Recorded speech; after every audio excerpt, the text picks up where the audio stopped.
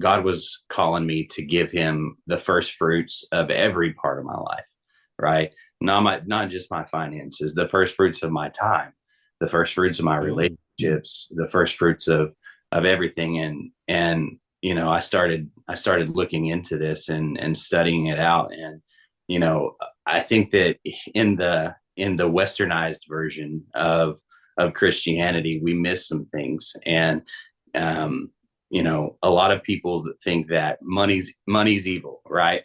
But what God tells us in Genesis is his first command to us as the human race is to go forth, be fruitful.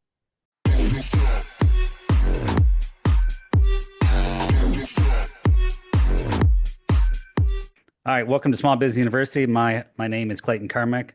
I have a guest here, Tyler Clifton. He's a founder of Harvest Business Solutions, dedicated family man with two beautiful children, and a spirit-filled believer. Tyler has extensive experience in sales, leadership, and entrepreneurship, and is focused on changing the landscape of how small businesses grow and scale. Welcome to the show, Tyler.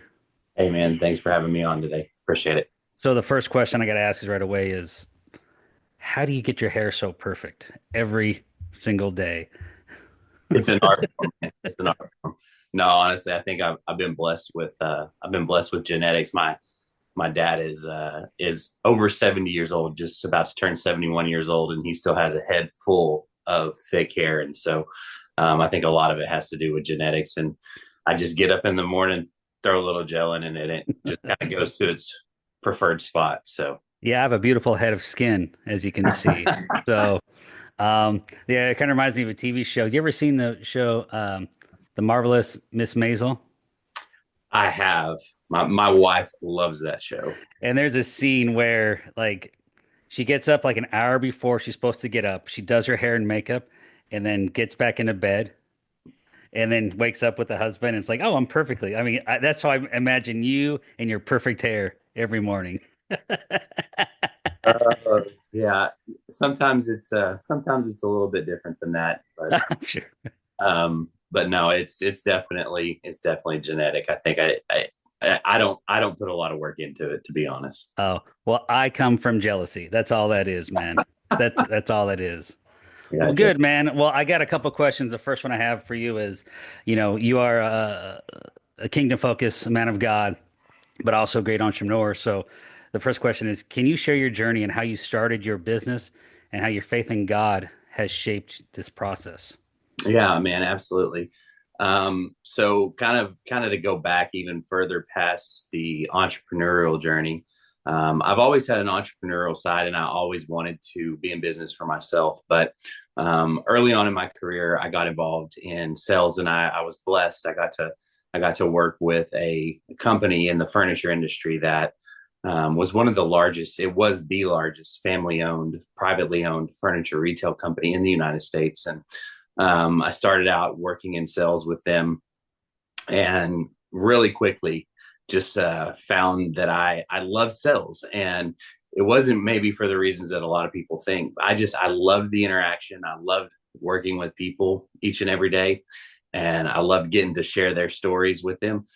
Um, but at that time, I will tell you, I was not, the my walk with God during that time was probably not what it should have been. And I went down a path during that time that was probably similar to what a lot of people experience when they kind of choose that path of the world versus the path of following what God plans for our lives. And so during that time, I learned a lot. I learned a lot about business. I learned a lot about myself. And I learned a lot about who I was and what I wanted to do. But, a lot of times too, before God can really shape you into what he wants you to be, he has to crack that jar and break it to pieces so he can reform it and put you back on the potter's wheel. And so I climbed the ladder. I climbed the ladder with them. I started out in sales, moved into sales management, performed a variety of different roles in management for them. Learned a lot. I learned a lot about business, how business worked, and I also had a business degree. At that time, I was going to college for working adults at night while I was working for them.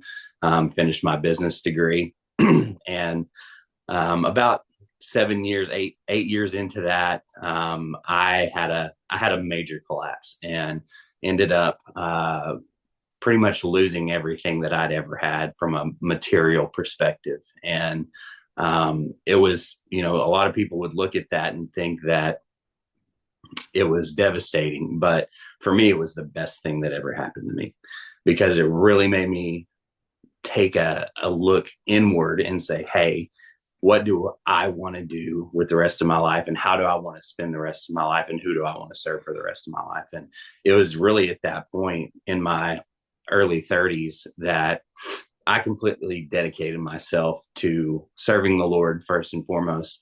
And then everything else, honestly, this is going to sound crazy, but everything else kind of just put itself together.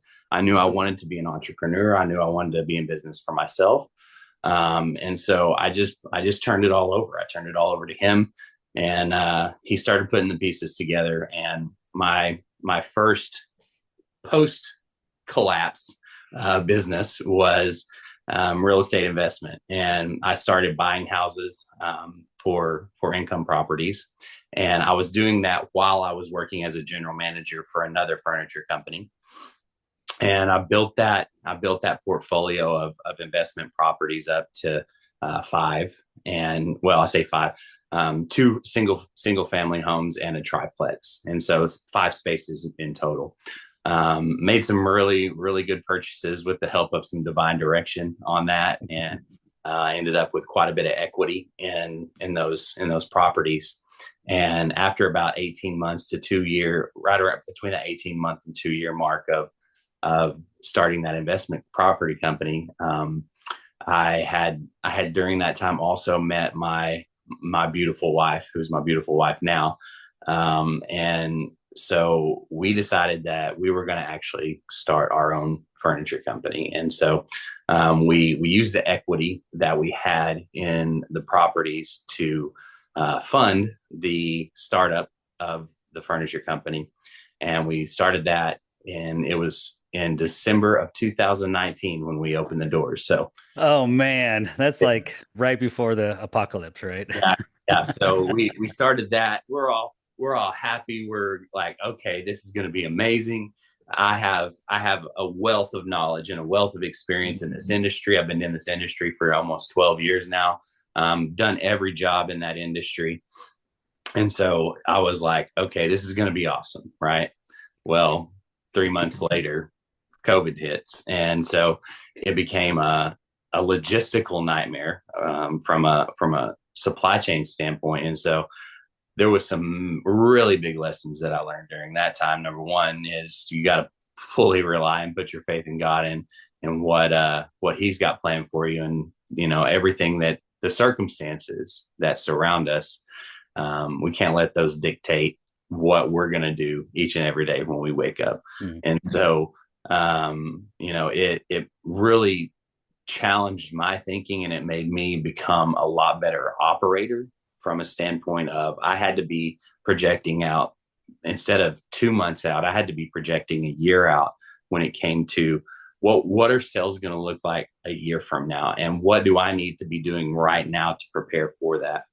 And so from that standpoint, it made me a much better operator. And so those things, this seems like there's a common theme in my life. The things that you would think would be really detrimental are things that I look at as positives. And so, yeah. And then, we weathered that storm. We actually grew our revenue through that entire time. Wow. We grew our revenue almost 50% year over year.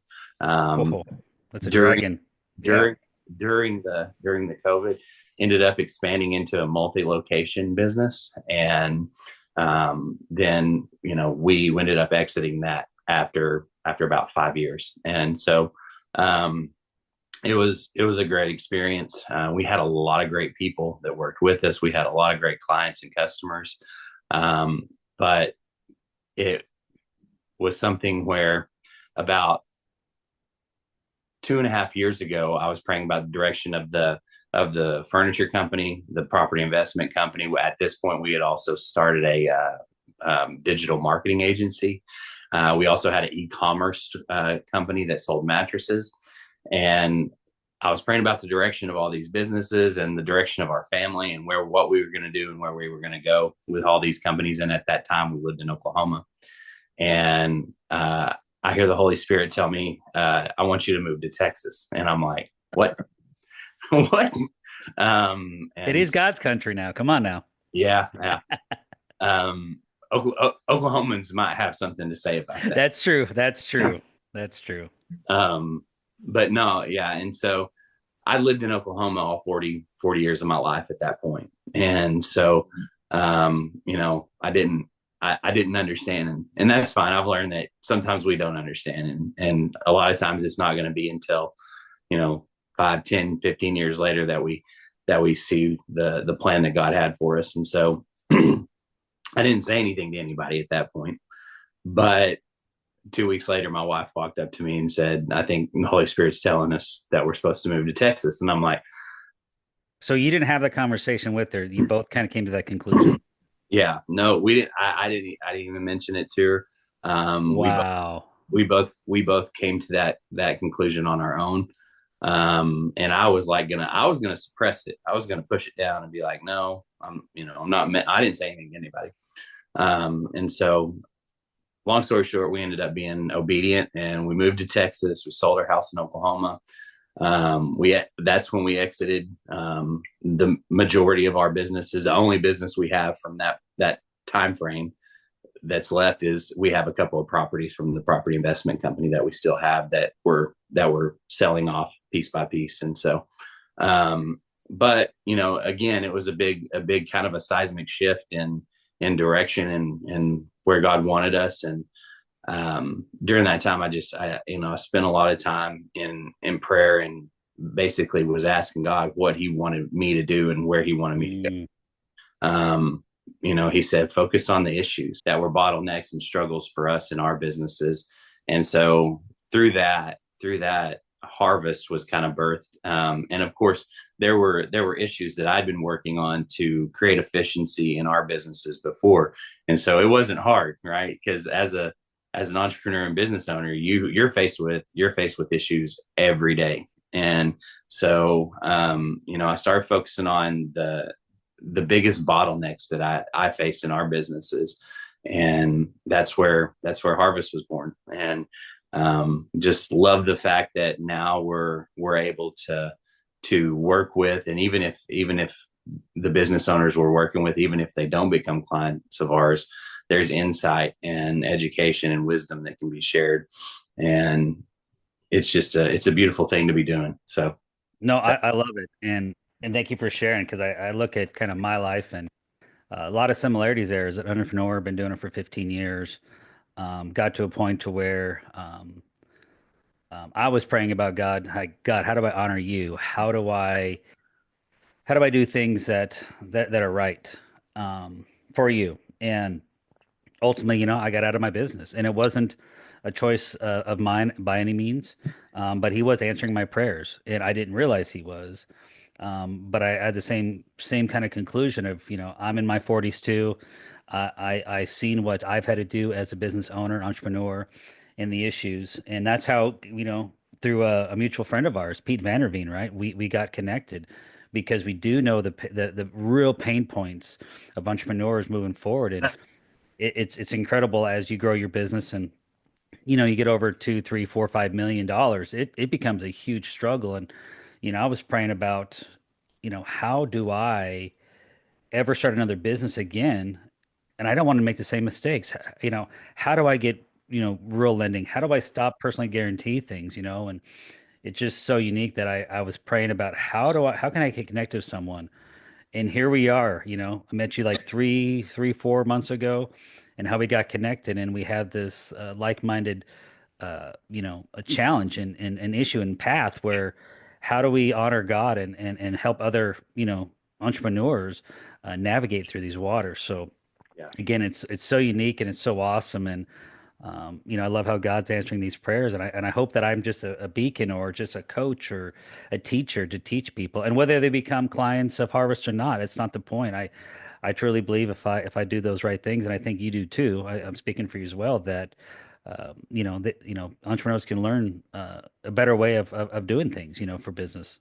Yeah, I mean, I'll tell you one of the main things that whenever whenever we got that call from the Holy Spirit to move to Texas, when I really got into prayer about it, here's kind of what I learned and what I figured out is that God was calling me to give him the first fruits of every part of my life, right? Not just my finances, the first fruits of my time, the first fruits of my Ooh. relationships, the first fruits of everything. And I started looking into this and studying it out. And I think that in the westernized version of Christianity, we miss some things. And a lot of people think that money's evil, right? But what God tells us in Genesis is his first command to us as the human race is to go forth, be fruitful, and multiply. And so, that's giving him those first fruits. When you give him those first fruits, he takes care of everything else. And so, that's and to serve each other, that's the other big thing that I've been taught through this is that it has nothing to do with me or my skill set. It's all about how I can stand behind people and push them forward to make their lives better. And when you serve people and when you add value to people on that level, everything that you want or desire comes naturally with that. Absolutely. And I think what I've learned too is, there's two different ways of kind of serving. Like you kind of serve where you think, okay, what am I going to get out of this, right? Yeah, And then there's really serving in the joy of serving yeah, with nothing in return. And it took me a long time to kind of understand that. And I would say really only about 4 or 5 months ago for me, as I lost a lot of things, whether it's business or family or friends, or my title or my prestige, and those yeah, egotistical things like this is my title in this position or in this relationship. yeah. It's so unique about that, Yeah, a lot of times this kind of goes back to what I was talking about earlier when I was talking about being on the potter's wheel. Is sometimes you have to be stripped, right? You have to Mm, you have to be stripped down to the bare basics before you can be built back up. And the version that gets built back up is the version that God is looking for. And so yeah, that stripping of, I mean, it says in the Bible, pride comes before the fall. And so we I, gotta we gotta be careful, man. We gotta be careful because it's easy for guys like me and you that have felt a measure of success to allow that to internalize and to puff us up. And the reality of it is that it can all be taken away just like that. right. I think the one thing I've learned is it wasn't I did it. It wasn't my business. And I Yeah, realized it was God's business and God's doing. yeah, It really changes the focus of where it's at. And it becomes not an egotistical thing, but a grateful thing, right? yeah, It changed my worldview. And I feel like you have the same feeling when it comes to those things. absolutely, 100%. Awesome. Well, let me shift gears here. So, what's a daily habit or routine, business or spiritually, that keeps you grounded as a small business owner? I mean, I have multiple routines. I'm a big believer in the fact that success is not one event that happens. It's a bunch of small things that you do every day that translate into success, whether that be spiritually or relationally or physically or mentally or financially. All those things that you see success in, that doesn't happen from just one big event. I'll I use this example sometimes, like you you don't wait all year until your wife's birthday to show her that you love her, right? Right. You wake up every morning and you show her how much you love her by the things that you do and how you treat her. And it's the same thing in business. And so every day when I get up, I have a routine that I go through as far as showing gratitude for what I have and the things that God's provided us with. And then every morning I try. I don't try. Every morning I spend at least probably somewhere between 15 and 20 minutes in the Word, and then I spend somewhere between 20 and 30 minutes working on my physical body in some form or fashion, whether that's going for a walk or actually lifting weights or doing something. And then I also usually later in the day I set aside time for my family, and it's intentional. It's intentionality and spending that intentional time where there's no distractions. And so I think this brings up something that the Lord has placed on my heart for the last year, and that there's 5 areas. I think there's 5 areas of your life that you have to be really intentional with, and that's your spiritual life, that is your emotional life, that's your physical life, that's your financial life, and your relational life. And so if you spend time each day in those 5 areas, and I can say those again if you missed them, but if you spend time each day focused on those and being intentional in those, then the stress of whatever you're doing, the stress of being a business owner, the stress of life in general, it's replaced with joy and gratitude. And so those are the 5 areas that I focus on. No, and that's fantastic. I never heard of it put in that sense. But I do feel whether, you're big into business and so you forget about your mental health, right? Yeah. You stress, or maybe it's your wife and she's only worried about her kids and never herself, or whatever it is, right? It's incredible how, we need to be balanced in all those things. And I think, once God stripped us, I think we had to realize we had to look at all our relationships in that aspect and go, okay, I have to be balanced. I can't be one-sided one way or the other because it just ruins you as a person. Yeah. I mean, I think there's laws that are in place, and that's anything in excess can be bad. And so I Anything, anything anything. anything in excess can be bad. It can be detrimental to you. And so that was one of the big levels of clarity that I received from when I was talking earlier about God told me to refocus on giving Him the first fruits. Was I was so involved in I was working somewhere between 75 and 80 hours a week, and when I had these 4 businesses in Oklahoma, and it was like everything else got put on the back burner, even though internally how I felt about those things never changed. I was not providing the level of attention to those things that needed to be provided. Yeah, attention and intention And to yeah, because your actions are what really matter, right? When you spend yeah, your time with your wife and love your is a verb. you're right. Absolutely. All right. Well, I got one more question for you. What's one thing our listeners should do this week to align their business with God's purpose? Prayer. Mm, I mean, that for me is the game changer. I think a lot of times, when I talk to people about prayer, they I think people also have kind of a misconstrued version of prayer, because prayer is a conversation. It is you bringing your request before the Lord, but then it's also being quiet and listening and mm. listening to what He has planned for you. The other thing I would say about prayer is if it doesn't line up with the Word, you might want to kick it out. Yeah. But no, prayer, spending time in prayer and meditating on what God's purpose for your life is, and what His plan for your life is. And if you don't feel like you know what that is yet, keep praying. He's going to reveal it to you.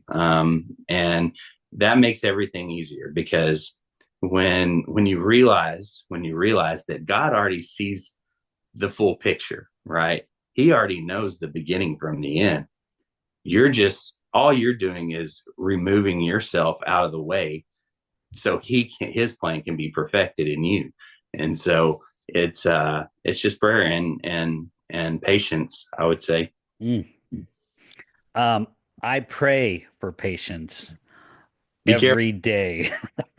Be careful praying for patience, because he'll put things in your path that'll make force you to be patient. Absolutely. Well, I think sometimes in a fast-paced business world, it does seem that you have to pray for patience. Yeah. And so, um, it's not all about speed, and it's in God's timing. Like sometimes we feel like maybe we can manipulate or persuade a certain situation. And so that's where I always like, all right, God, please fill me with the Holy Spirit. Please, have me have patience and discernment to make good decisions and honor you. And it's funny that, maybe the first time I was making those prayers, I didn't know if I really believed it or not. But after I kept praying it a couple times a day, and then 4 times a day, then, every meal when I wake up, when I go to bed, it's like, okay, like I'm building that relationship with God. And so for me, it's helped me out with my habit is to pray just all the time and really have that relational, relationship with God.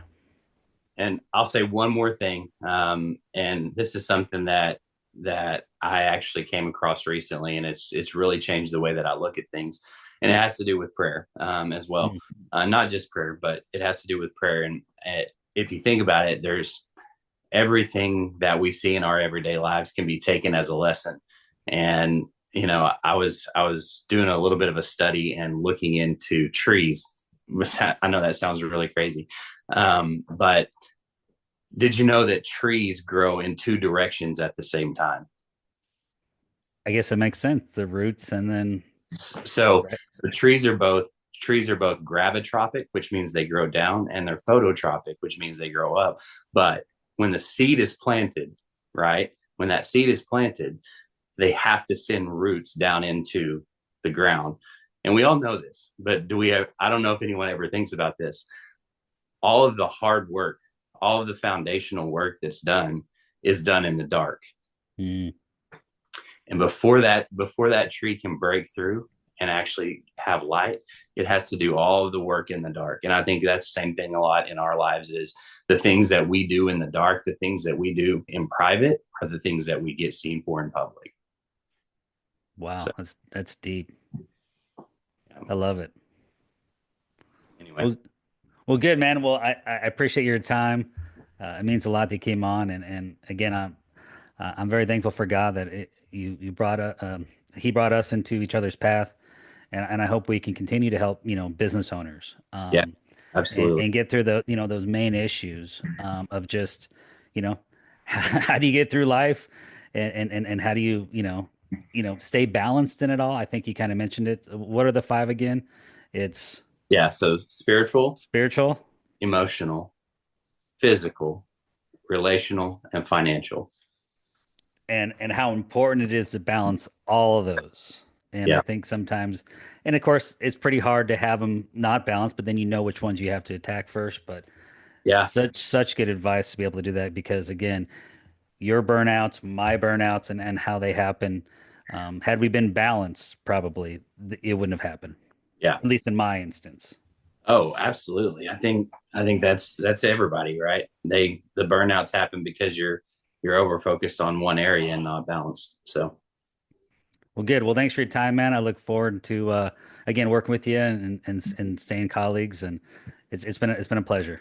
oh man, I appreciate you having me on. All right, you have a good one. You too.